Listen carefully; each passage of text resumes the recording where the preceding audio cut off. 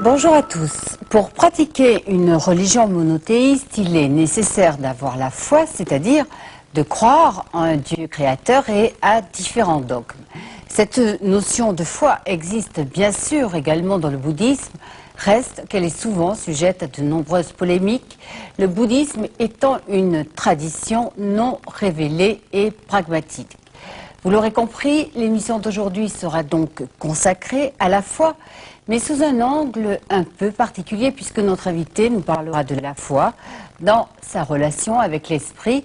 Et pour illustrer ce thème, Roland Reich a choisi un magnifique poème du Mahayana. Roland Reich, bonjour. Bonjour. Vous êtes moine zen, l'un des responsables de la ZI, l'association Zen Internationale. Et vous êtes également écrivain, vous avez publié de nombreux ouvrages sur le dharma, sur l'enseignement, mais qui sont tout à fait intéressants. Et par ailleurs, vous enseignez quand même régulièrement un peu partout, à la fois en Europe, en France et quand même plus particulièrement à Nice, puisque vous résidez dans cette ville. Alors on va commencer donc par parler du troisième patriarche, du Chan, puisque c'est lui qui a composé ce poème absolument remarquable. Alors, qui était-il? Alors, ce troisième patriarche est Maître Sossan. On connaît peu de choses sur sa vie. On sait qu'il a vécu au 5e siècle après Jésus-Christ, qu'il est mort aux alentours de 606. Il a été disciple du deuxième patriarche, qui était Maître Eka. Et ce qu'on a retenu, ça a été surtout sa rencontre. Oui. Avec Maître Eka. Qui est très particulière. Hein. Voilà. Donc, Sossan était atteint de la lèpre. Par ailleurs, il avait beaucoup étudié. C'était un érudit et il avait beaucoup cherché aussi. Et notamment au sujet des causes de sa maladie, du karma qui l'avait conduit à être malade. Et quand il a rencontré le deuxième patriarche, il lui a demandé, s'il vous plaît, maître, je suis malade, je suis atteint d'une maladie mortelle. Pouvez-vous me purifier, me laver de mes péchés, de mes fautes? Et Eka lui a répondu, montre-moi ses fautes, montre-moi ses péchés, je t'en laverai, je t'en purifierai. Et Sossan a réfléchi une fois plus à ses fautes, et il a dit, mes péchés, mes fautes sont insaisissables, je ne parviens pas à vous les présenter. Et Eka lui a dit, si tu réalises cela, alors tu en es déjà purifié. Donc en fait, pour ceux qui ne connaissent pas cette tradition, qu'est-ce qu'il fallait comprendre très exactement? C'est que ces fautes sont impermanentes, sont... Oui, Eka tout d'abord fait comme le Bouddha, il déculpabilise. Voilà. Cet homme qui souffre déjà physiquement dans son corps de cette maladie, non seulement il déculpabilise en lui disant ses fautes, ses péchés sont du passé, donc ils sont devenus maintenant insaisissables, ça ne sert à rien de s'attacher à ses fautes passées, mais surtout il l'amène à réaliser le caractère de vacuité, le caractère insaisissable du karma passé et aussi du sujet qui est l'auteur de ce karma, puisque c'est déjà révolu. Et donc, il lui pointe la méthode la plus radicale de libération, qui est le message fondamental du Bouddha, c'est de comprendre la vacuité de soi-même, de son propre ego, et la vacuité du karma et l'impermanence. Et Eka lui dit, il lui donne l'ordination de moine, et il lui dit, maintenant, tu dois prendre refuge dans le Bouddha, le Dharma et la Sangha. Et Sossan lui dit, la Sangha, je comprends bien ce que c'est, vous êtes un moine, la Sangha, c'est la communauté, tout le monde peut comprendre ça. Mais ce qu'est le Bouddha et ce qu'est le Dharma, ça je ne le comprends pas. Et c'est là que Eka lui répond, l'esprit est le Bouddha, l'esprit est le Dharma. Et je crois que cette réponse d'Eka est à la source de la transmission du zen entre les deux, et c'est ce qu'on va retrouver constamment dans le poème de Sossan sur la foi en l'esprit. Alors justement, à propos de ce poème, c'est un poème tout à fait remarquable qui est...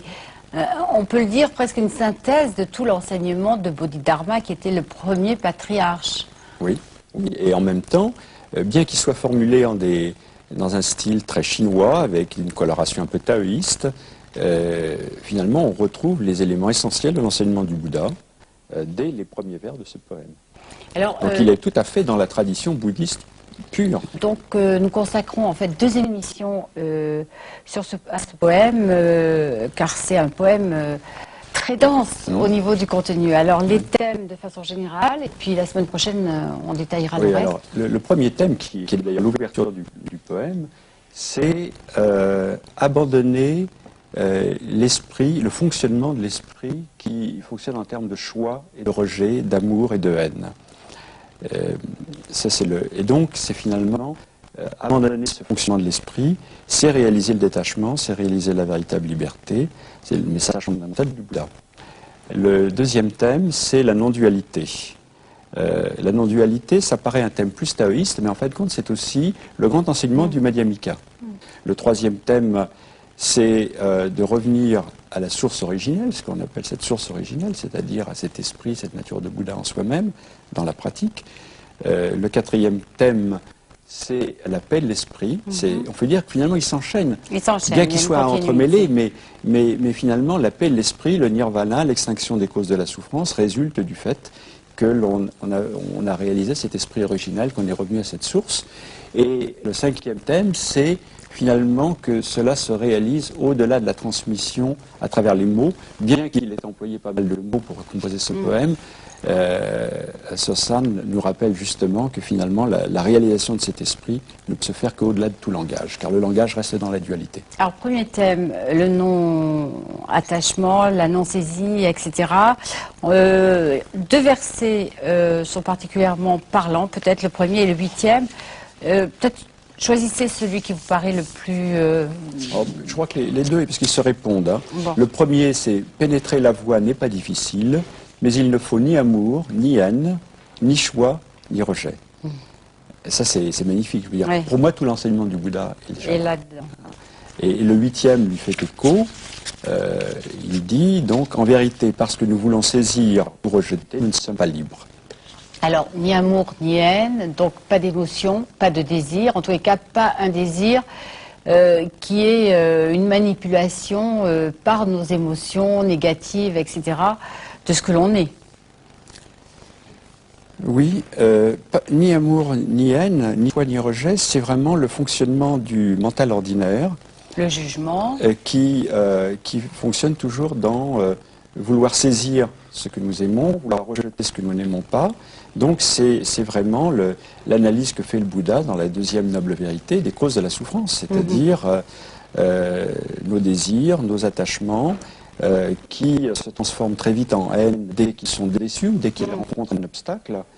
Et on voit à travers les problèmes de violence que nous connaissons dans le monde actuel, comment même l'amour de quelque chose, d'une certaine idéologie, d'une certaine vérité, peut se déclencher en haine, en fanatisme, quand on croit devoir éliminer tous les obstacles.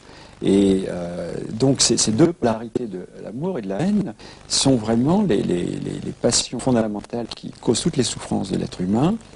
C'est ce que le Bouddha a voulu déraciner, et c'est ce que Sosan, dès le début de son poème, nous invite à réaliser, mais dans son enseignement, ça va plus loin que l'amour et la haine ordinaire.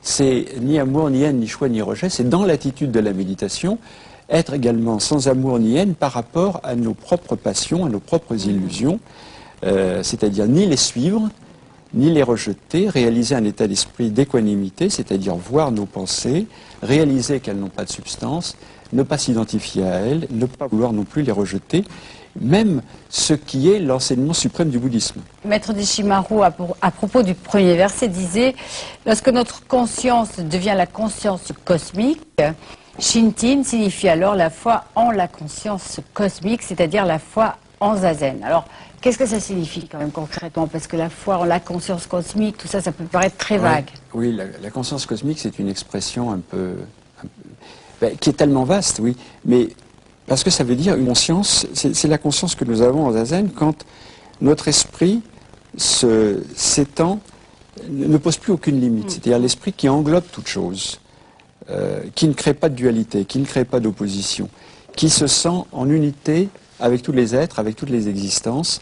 C'est la conscience du miroir qui se réalise dans la méditation de Zazen, dans laquelle tout vient se refléter sans que le miroir ne juge, ne rejette, ne sélectionne. Donc, on peut dire de façon générale que la pratique nous aide et qu'une certaine discipline nous aide également. Et on va conclure ce verset, enfin ce chapitre du non-attachement par ça, puisqu'il faut quand même essayer de suivre. Il faut une pratique. Voilà, une rigueur. Il faut une pratique, parce que sinon, ce qui prédomine, ce sont nos habitudes, c'est nos karmas, c'est nos illusions. Donc il faut une pratique, mais cette pratique ne doit pas être volontariste. C'est une pratique de lâcher prise dès le départ. Et pour ça, il y a des moyens qui sont indiqués, même y compris dans ce poème, Oui. des moyens dont nous avons déjà parlé, sur lesquels nous n'allons pas revenir. Alors, deuxième grand thème, la non-dualité, là encore plusieurs versets. Vous pouvez peut-être lire le verset 3, puisqu'il explique comment ce mécanisme de la dualité se met en place. Voilà, s'il se crée dans l'esprit une singularité aussi infime qu'une particule, aussitôt une distance illimitée sépare le ciel et la terre.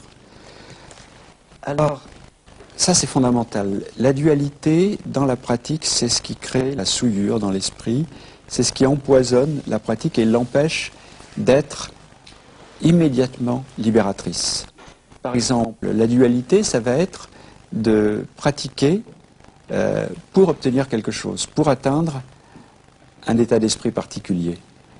Si cela se produit, ou bien si on croit, en pratiquant Zazen, à avoir réalisé l'éveil, à avoir réalisé l'esprit de Bouddha, et que d'un seul coup notre esprit s'y attache et se met en dualité, c'est-à-dire moi je ai réalisé le Satori, c'est fini. Donc finalement ça veut dire que l'éveil ne peut se réaliser que inconsciemment, naturellement et automatiquement, en faisant confiance, en s'en remettant à la pratique de Zazen et en laissant faire Zazen, en ne faisant pas Zazen. D'accord. Alors pour conclure, donc on peut dire que cette dualité crée le doute et que le doute est contraire à la foi. Je crois que le doute a quand même sa place, mais il s'agit de douter par rapport à nos propres illusions, de douter par rapport à nos propres égos. Il s'agit de garder son esprit critique. Mais par contre, une fois qu'on est engagé dans la pratique et qu'on a commencé à l'expérimenter, si on doute sans arrêt, on ne peut pas faire corps avec cette pratique, on ne peut pas plonger dedans, on ne peut pas l'approfondir. Et finalement, ça devient paralysant. Le doute paralysant qui est critiqué. Ce n'est pas le doute salutaire qui consiste à secouer le dogmatisme et les illusions. Roland, merci. Désolé, c'est trop court, mais on vous entendra la semaine prochaine encore. Je vous propose maintenant quelques livres pour compléter cette émission. L'Esprit du Chan de Maître Deshimaru est édité par Albin Michel. Autre livre à vous procurer absolument à l'Azadi, l'association Zen Internationale. Il s'agit d'un enseignement oral donné également par Maître Deshimaru sur ce poème, le Shin Jing Me. Pardonnez-moi pour la prononciation, il est paru en 2 tomes.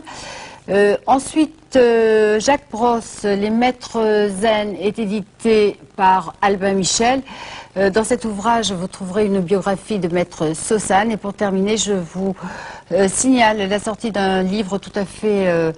un livre de référence sur l'enseignement du Maître Dogen, qui était un Maître Zen également. Il vient d'être publié par Sully. Je vous rappelle notre adresse pour tout renseignement complémentaire, UBF, boîte postale 240 étoiles, 75 770 Paris, CEDEX. C'est la fin de cette émission. Merci de votre fidélité. Très très belle semaine à tous. Excellente semaine. À dimanche prochain.